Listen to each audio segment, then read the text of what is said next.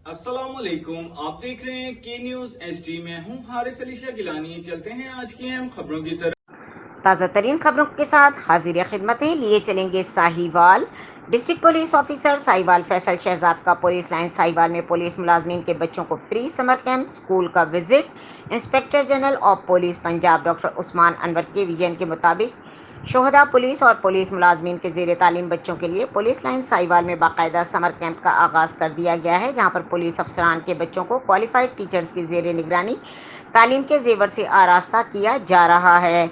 DPO Sahiwal Faisal Shahzad ने summer camp का visit किया और बच्चों से मुलाकात की, बच्चों से निसाब के हवाले से सवालात किए। DPO साहिवाल ने बच्चों के साथ कुछ वक्त गुजारा और असातिज़ा को हिदायत देते हुए कहा कि गर्मियों की छुट्टियों के दौरान तमाम बच्चों की छुट्टियों का काम मुकम्मल करवाया जाए और सिलेबस के मुताबिक तैयारी करवाई जाए ताकि पुलिस अफसरान के बच्चे स्कूल्स और कॉलेजेस में नुमाया पोजीशन हासिल कर सकें।